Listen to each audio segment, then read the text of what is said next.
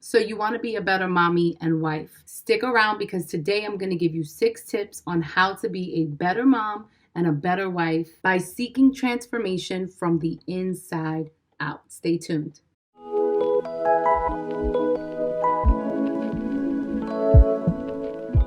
Hey everyone, welcome to my channel, and if you don't know, my name is Maggie Mejia. I am wife to Pastor Ed, mommy to 3 beautiful kids, founder, head coach, and course creator at She Matters University, where we help women grow into spiritual maturity and have online courses for life development. Because as women grow spiritually mature, they start producing fruitfulness in their life, leadership, and ministry.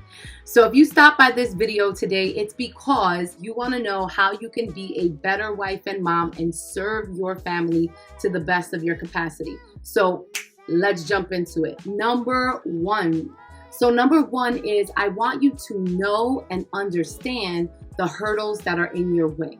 So the reason I start with this one is because back in high school, I want you to remember this. Do you remember way back in the day, right? In school, we had field days. Now I'm talking about elementary school, junior high school.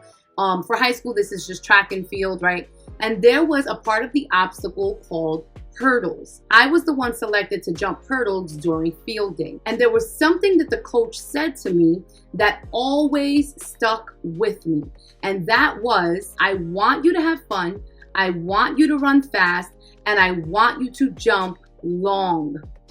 And so I know that that may seem like bogus advice now, but what was she really trying to tell me? What she was trying to tell me is, Maggie, I want you to do what is in your control to do. See, she didn't say the hurdles get higher as you continue to jump. She didn't say that the hurdles get further as you continue to run. Those weren't the things that she told me. Why? Because I could not control how high or how far the hurdles were from one another. And in life, we're never going to know how high these trials are or how far apart they are from one another. But what she was telling me was that do what is in your control to do. Hurdles to advancement give us the opportunity to look at what we can control. In my advancing to the next hurdle and running and to the next hurdle, what happens was as I gained my speed and I gained my momentum, the hurdles actually became easier to jump, even though they were getting higher along the way. I had to look at those hurdles on the field. And oftentimes, as a mother and a wife, we have to look at those hurdles as advancement to overcome, as advancement for the opportunity for what is in our control to do. So what was in my control? How fast I ran was in my control. How much I had fun was in my control. How high I jumped was in my control. And the longevity in my lungs was in my control. So what does that mean? That means I had to exercise. That means I had to watch what I ate. That means everything that people don't see in the background was all in my control to do. But if you only pay attention to the hurdles, mama, what's going to happen is you're going to focus so much on what you can't control and not actually take the opportunity to focus in on what you can control. Know and understand your hurdles by knowing what you can control. Number 2, the second thing you're going to need is you're going to have to grow in your confidence. And what I mean by that is asking the right question. And so asking the right question is, am I worthy of this? Am I worthy of being an excellent mother and an excellent wife? Right? Am I worthy of that? Because if you really think about it, the lack of confidence comes from the place of, am I really worthy enough for this? It is when we feel worthy of something that our confidence actually grows. So if you're asking yourself the right question of, am I worthy of this? You start working on that inner worthiness rather than working on the confidence that you want to see on the outside. The confidence will come after the worthiness is dealt with. Number 3, presence. Have you ever seen a woman mad and the house is okay? No, not really, right? What I mean by presence is, how are you showing up? Right? Because I just don't mean mommy being mad in the house. What I mean by how are you showing up is Every person's life has a theme. How are you being perceived? What presents are you giving off to the house? You can look at somebody's life and say that person was super confident. That person was so wise. But there are other themes in people's lives where we say that person is anxious. That person is shy or insecure. We see themes in people's lives that it's not just a one and done. It's a theme that carries into the rest of their life. And so presence is my third tip for you. And it's simply asking yourself the question of, how am I showing up? How am I showing up in other people's lives? Because how you show up in others' lives is how you show up for yourself. As mothers, as wives, we know that we usually put ourselves last, right? We're the last one on the list. But I'll tell you now, and I've come to know, and I'm still learning self-care. But self-care has changed my life dramatically, because the moment that I started focusing on caring about myself, the moment that I started focusing on my health, my energy, my sleep, my boundaries, who I allow in my life, who I allow to speak into my life, who I don't allow to speak into my life. When I started understanding that and actually applying those principles in my life, I started showing up in other people's lives very, very differently. If you want to get brave here, I would start with your husband and your children. The bravery part is going to be listen and not speak. Listen and not speak. I want you to ask the question to your husband or to your children and ask them, hey, if you had one word to define me as a person, what word would that be? Do you see a theme in my life at all? And if so, what is that theme? Let them know from the very beginning that you're doing this for the purpose of growth, so that they don't have to hold back on anything that they might feel hurt your feelings. You know, they don't want mommy to lash out. What if you are the kind of mom that you've asked them something before, promised not to get mad, and then you got offended, lost your cool, and it was a big fight? So you have to really practice patience here, because you're doing this for the purpose of self-evaluation and growth. And so if you are really pursuing growth in these areas, it's going to require you to listen and to not speak. Even if you don't agree with what someone else is saying, you still have to take the opportunity to listen and not speak. If you're going to say anything after they say their word, what I would like for you to ask them is, and why do you feel that way? That's all you're going to ask them. And what makes you feel that way? And promise them you will not get offended. You're not even going to say anything back. You want to actually take what they're saying and you want to go self-reflect. So if you're up for that challenge, I say go for it. You can write me here. Let me know what happens. Number 4, get clear on your doubts and overcome them. What I mean by that is, if you don't know what you want, how do you expect your husband and your children to know what you want? What do you want out of life? What do you want with this goal to be an excellent wife? What is it about being an excellent mom that you want to see, right? Because if you don't know what you want, they're not going to know what you want. Your family doesn't know how to be around you because you don't know how to be with you. And so you have all these doubts inside. And oftentimes, mommy, we project those things out to our family. We project things out to our children and our husbands. And so that is very dangerous. So I would even say for this one, what you want to do is you just want to write down a list of your doubts.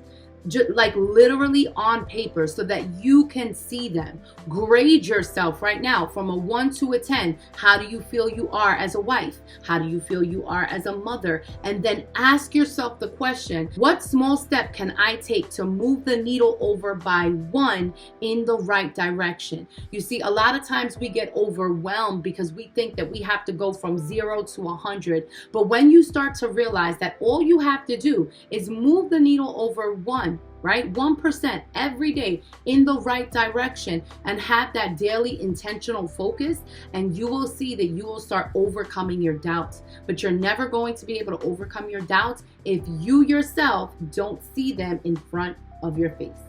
All right? All right. Number 5, take off the heavy cape. okay? We have to take off this cape that is super mom and super wife and super minister, and we can do it all and this and this and that. Let me tell you something right now. There is no way that you can go at this alone. If anything, you have to realize that community and fellowship, those other women that are gonna band around you and pray together, chill together, hang together, laugh together, cry together, those ladies who are your community, they are not an option, not if you want to grow. Some of us look at community and fellowship as if it's an option. But I'm telling you, mom, that if you want to grow as a mom and a wife, fellowship and community is necessary for your growth.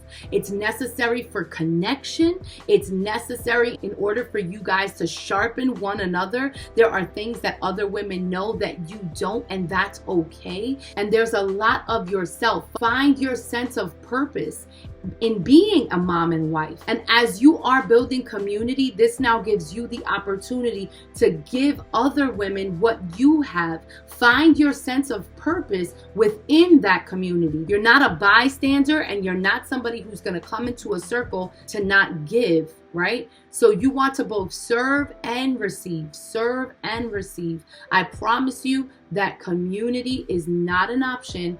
It is a necessity. Why? Because women have a knee-jerk reaction to overcompensate. It's because we think that we can take on more, take on more, take on more, take on more. And then the more we take on, we're just trying to tell people like, look at me, I add value. When you keep putting all that stuff on yourself, really, you're really screaming out, I add value. And you want people to know that. Why? Because it proves that we're worthy of advancement, right? We somehow want to feel like we've advanced as a mother, as a wife, or anything else in life, right? We want to somehow feel like we've advanced and that we're worthy of advancement. But the only way to gain that advancement is to put more and more and more and more on your plate. But guess what happens when you do that?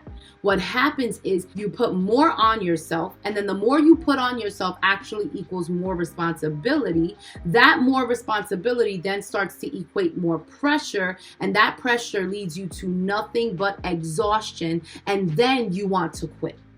You don't want to quit on life, but I guarantee you, you'll quit on leading. You will quit on leading your children. You will quit on leading your home. Complementarianism is leading beside your husband, complementing and understanding he's the priest of the home, but you are the pillar of the home, and you guys come together and complement one another in your leadership. And when you are exhausted, you will not lead.